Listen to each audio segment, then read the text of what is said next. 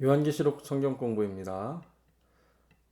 오늘은 요한계시록 12장 1절부터 17절 말씀 중에 첫 번째 시간이고요. 여자와 용, 그 중에서 특별히 여자에 대한 말씀을 같이 공부하겠습니다. 성경을 같이 읽습니다. 하늘에 큰 이적을 보이니 해를 옷 입은 한 여자가 있는데 그 발 아래에는 달이 있고 그 머리에는 12별의 관을 썼더라. 이 여자가 아이를 베어 해산하게 되매 아파서 애를 쓰며 부르짖더라. 여자가 아들을 낳으니 이는 장차 철장으로 만국을 다스릴 남자라. 그 아이를 하나님 앞과 그 보좌 앞으로 올려가더라.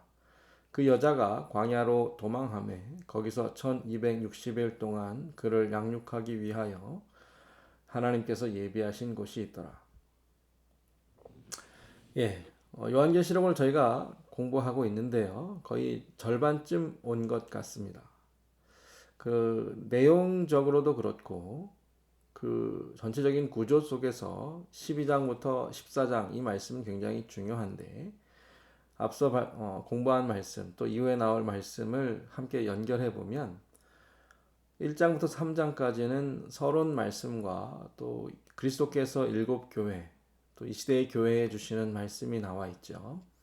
그리고 4장과 5장에는 보좌에 앉으신 하나님과 어린 양, 또 하나님을 찬양하고 예배하는 천상의 모습, 하나님의 보좌의 모습이 나와 있습니다.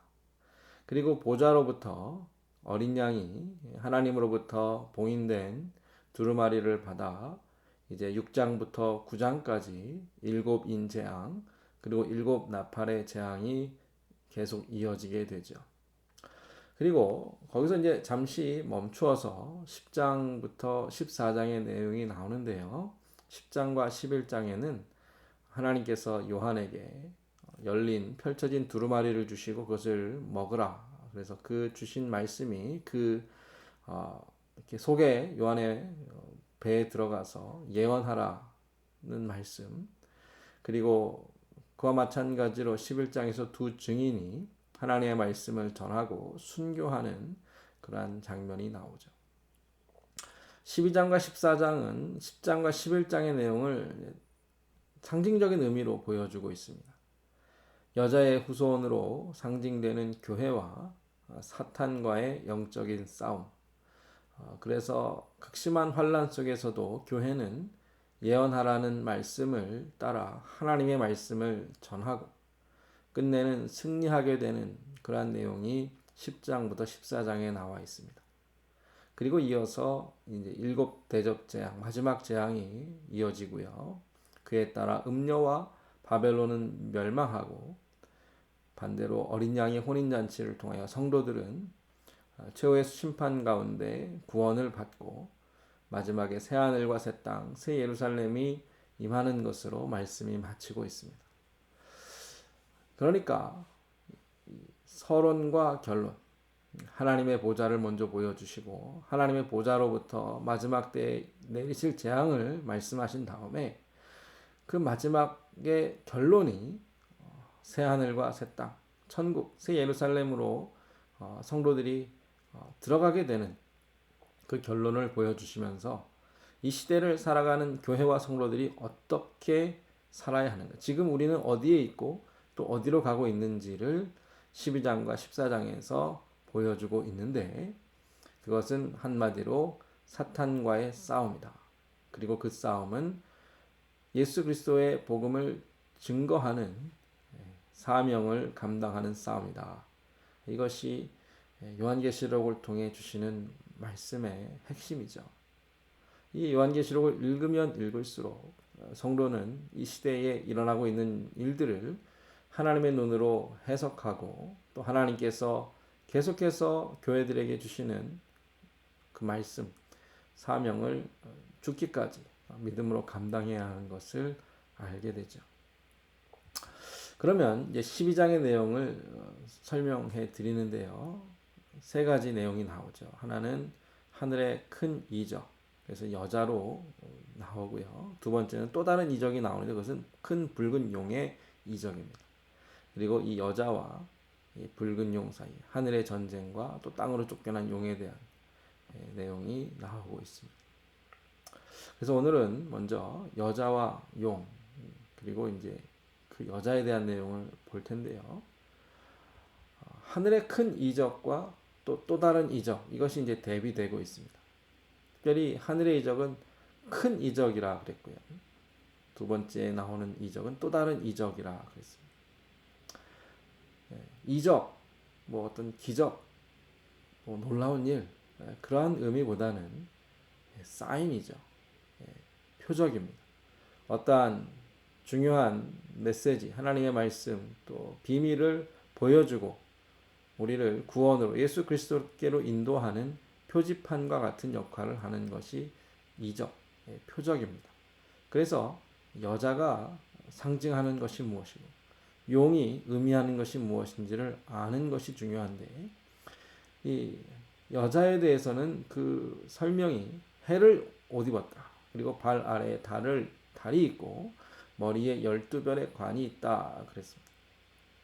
설명드리겠지만 해와 달과 별, 그리고 그것을 옷 입고 그것을 발 아래 두고 관으로 쓰는 어떤 권세와 영광을 보여주고 있는데, 중요한 것은 여자가 하는 일, 여자가 해야 할 일은 아이를 베어 해산하는 일입니다. 이것이 굉장히 중요하죠. 하늘의 큰 이적이 무엇입니까?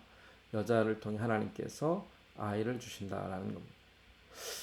반대로 또 다른 이적이 등장하는데 그것은 용의 이적이고요. 용은 큰 붉은 용이고 머리가 7이고 뿔이 17왕관을 썼는데, 앞의 이적과 비교해보면 유사합니다.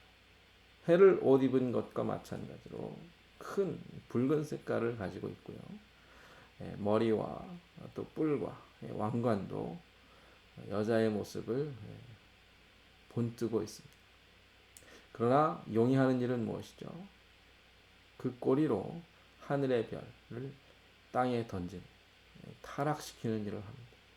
여자는 아이를 베어 해산하게 하는 일을 한다면 용은 하늘의 별을 땅에 던져 타락시키는 일을 한다.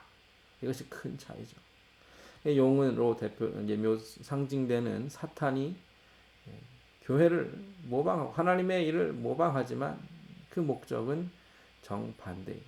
하나님은 이 땅에 메시아, 약속하신 아들을 보내셔서 구원하시는 일을 하신다면 용은 천사를 타락시키고 또 이 땅의 사람들을 타락시키고 범죄하게 하는, 그것이 용이 하는 일입니다.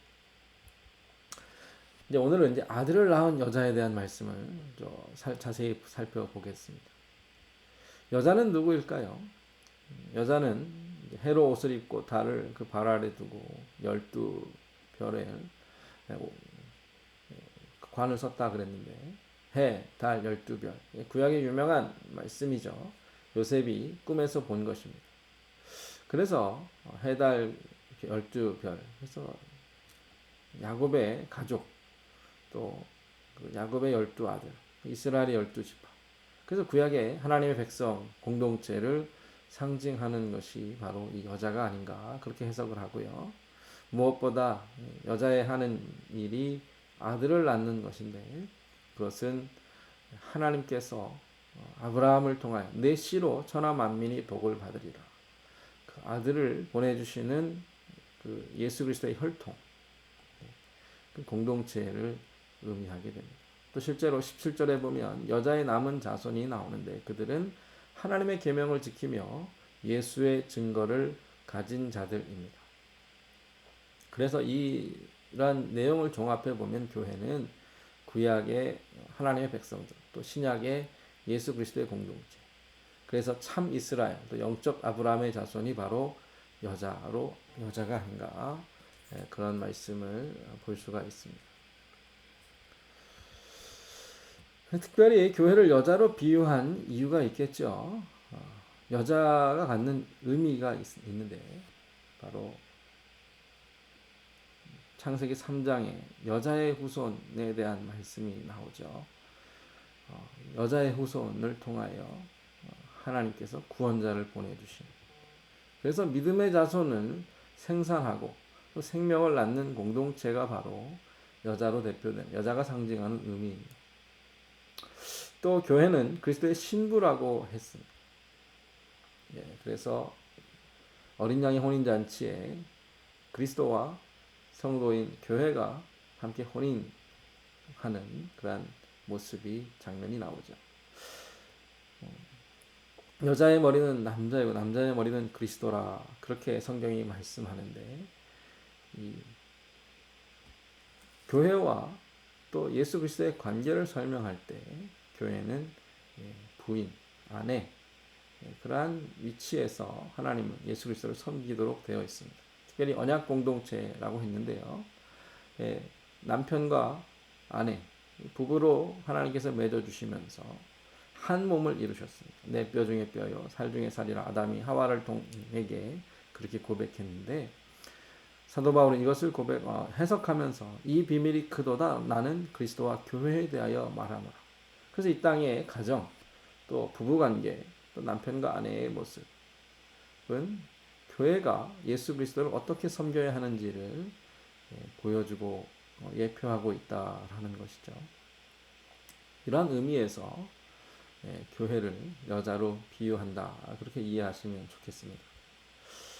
그런데 이 여자는 승리자로서 또 권세를 가진 영광스러운 모습으로 묘사되었습니다. 연약하고 힘없고 또 고통을 당하고 괴로움을 당하는 그런 모습이 일면 있지만 그러나 무엇보다 해의 옷, 발 아래 달, 12별의 관 이 모든 것은 하나님의 권세를 상징하는 것인데 그것을 이 여자가 가지고 있다라는 것이죠. 이 땅의 교회는 이와 같이 하나님의 권세를 받았고 하나님의 통치를 위임받아 그 권세로 세상을 다스리고 승리하며 영광을 얻게 된다. 이것이 굉장히 중요합니다. 이 땅의 교회가 어떠한 모습인가? 패배자가 아니고 승리자입니다. 약한 것 같지만 세상을 이기고도 남을 만한 세상이 감당할 수 없는 것이 교회입니다. 그리고 마지막에는 예수 그리스도와 함께 영광을 얻게 된 하나님께서 정말로 아름답고 순결하고 영광스러운 모습으로 교회를 성도들을 예비해 주실 것입니다. 주님 앞에 그러한 모습으로 서게 될 것입니다. 이제 여인이 당하는 해산의 고통인데요. 아이를 낳게 되는데 이 아이를 낳는 과정이 절대로 쉽지 않습니다. 하나님께서 구원자 메시아를 보내주시겠다 그 약속이 성취되는 과정이 구약을 통해 보면 너무나도 힘들고 또 오랜 시간이 걸렸던 것을 알게 되죠. 그러나 하나님께서 그것을 이루셨다. 그래서 예수님께서 이 땅에 다시 오시고 이 하나님의 나라가 완성되는 그 과정도 해산의 고통만큼이나 힘들고 괴로운 과정이지만 그러나 반드시 이루어진다. 그 아이를 낳을 것이다. 주실 것이다 라는 그러한 약속을 우리가 믿는 것이죠. 하나님께서 주신 약속 중에 최고의 약속이 바로 이 아들을 낳을 것이다. 하나님께서 아들을 주시겠다라고 하셨지만 또 한편으로는 아들을 낳을 것이다. 하나님께서 우리를 통하여 연약한 한 여인을 통하여 이 땅에 예수 그리스도 메시아를 보내주셨습니다. 갈라디아서 4장 4절에 보면 때가 참에 하나님이 그 아들을 보내사 여자에게서 나게 하시고 그렇게 말씀하셨죠.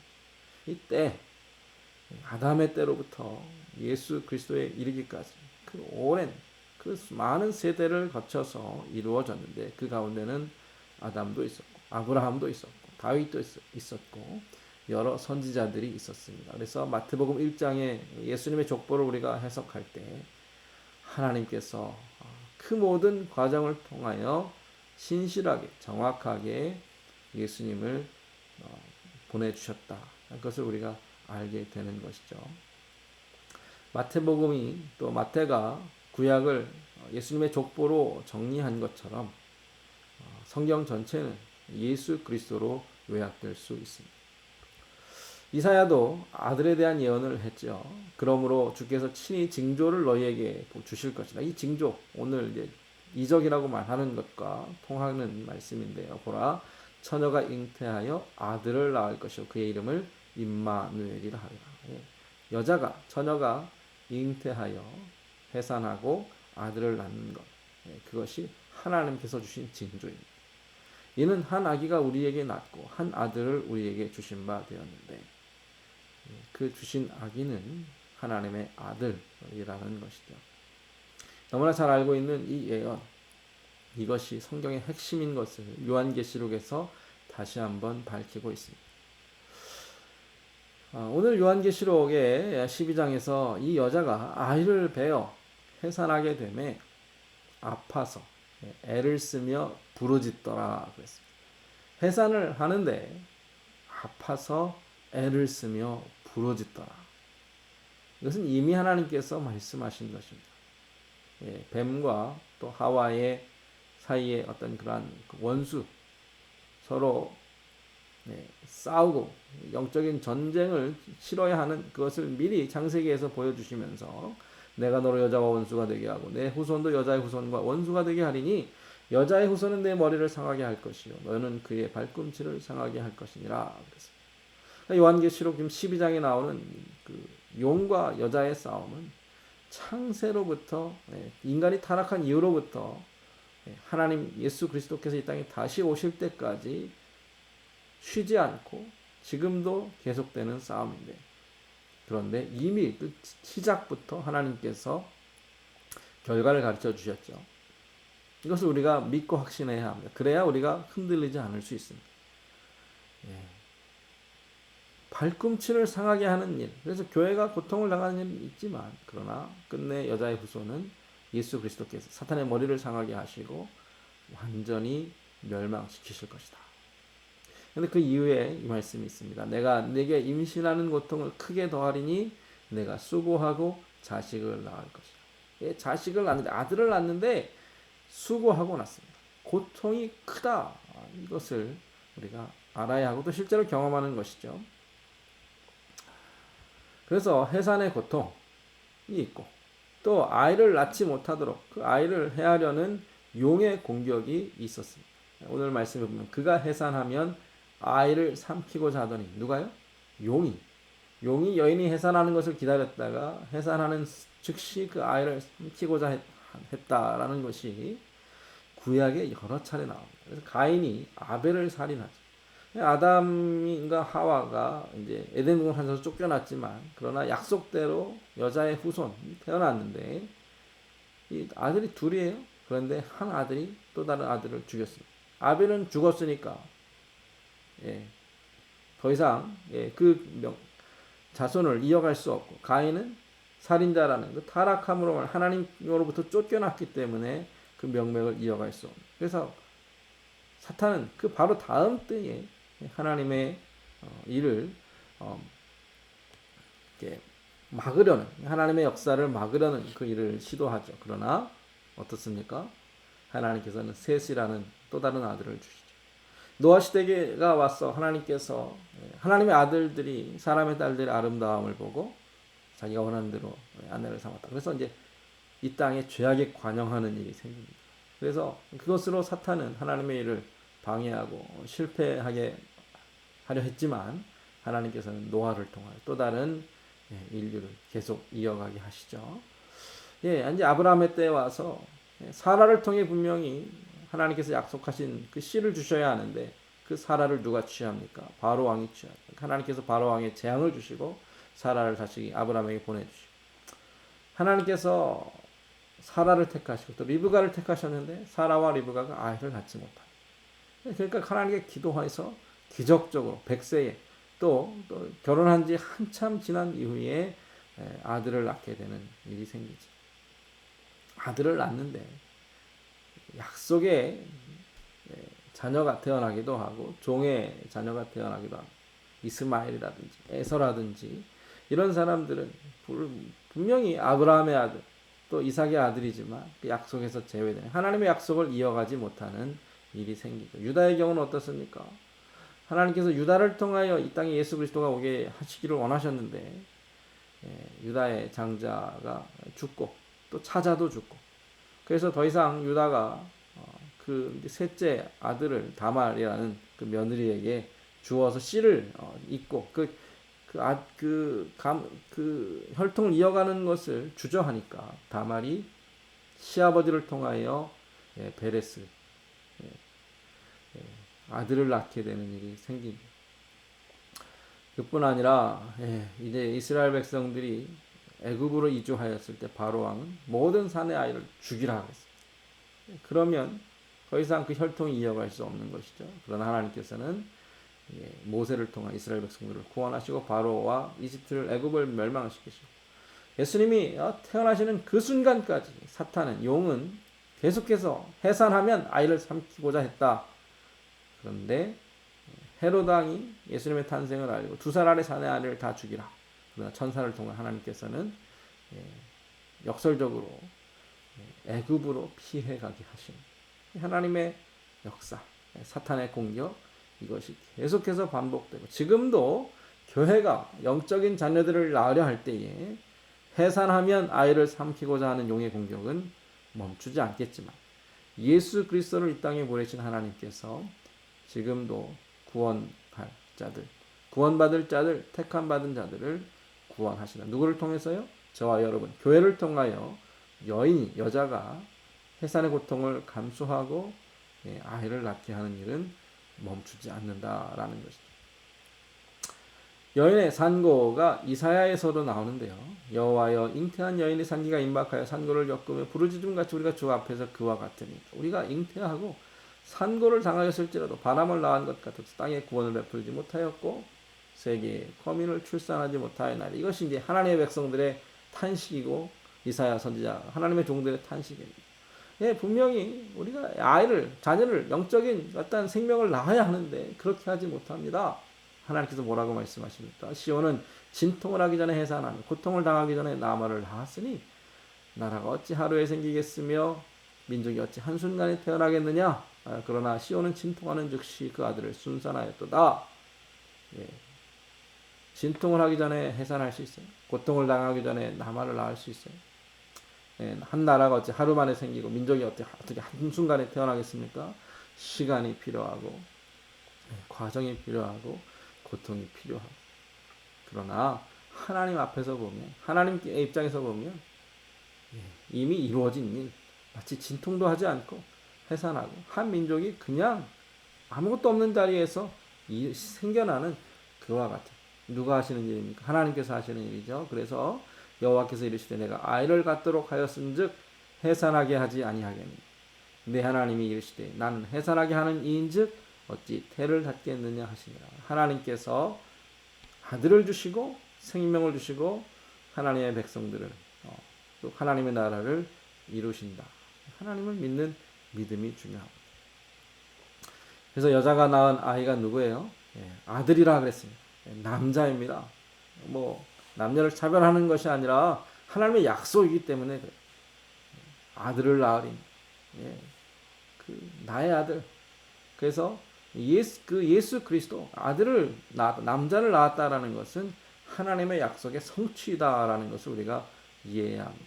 장차 철장으로 만국을 다스릴 남자라 그랬는데 시편 2편에 보면 세상의 군왕들이 나서며 관원들이 서로 꾀하여 여호와와 그의 기름 부음 바른 자를 대적했다 그랬어요. 용의 일이고 사탄의 일이죠.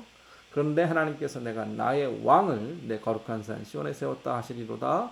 너는 내 아들이라 오늘 내가 너를 낳았도다. 내가 철장으로 그들을 깨뜨리며 질그릇같이 부수리라. 이 철장에 대한 얘기가 시편 2편에 이미 예언되었죠. 요한계시록에 다시 나오고 있지만 철장으로 깨뜨리고 만국 세상의 군왕들과 관원들을 다스릴 남자가 바로 누구예요? 나의 왕, 내 아들. 하나님께서 세우신 하나님의 나라의 왕, 또 하나님의 아들이 바로 이 철장을 가지고 그들을 깨뜨리는데 그들은 여호와와 그의 기름 부음 받은 자를 대적하는 사단과 사단을 따르는 그러한 사람들이 모두 하나님의 심판과 통치를 받게 됩니다. 그런데 이 아이가 또 다른 설명이 뭐냐면 하나님 앞과 그 보좌 앞으로 올려가더라. 어떤 사건입니까? 예수님의 승천이죠. 이 땅에 태어나셨고 그리고 승천하신 그 사이의 이야기는 우리가 복음에 이미 나와 있습니다. 주님의 탄생 또 십자가 생애와 십자가의 죽음 부활 이 내용이 이제 다 그 과정이 생략되고 탄생과 승천만을 기록하고 있는데 그 가운데 내용이 다 없다라는 것이 아니라 요한계시록에는 여러 곳에서 이미 주님의 죽음과 부활을 함축적으로 표현하고 있습니다. 죽임을 당하신 어린 양의 피.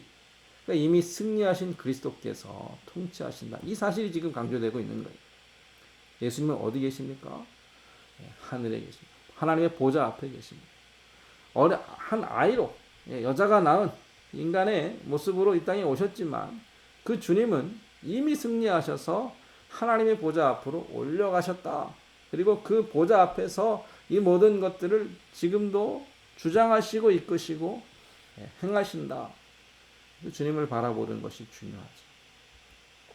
이렇게 오늘 여자와 용, 특별히 여자에 대한 상징, 이적을 먼저 공부했는데요. 다음 시간에 계속해서 이제 용에 대한 이적, 그리고 이제 이 영적인 싸움, 하늘의 싸움에 대한 말씀을 계속 공부하겠습니다.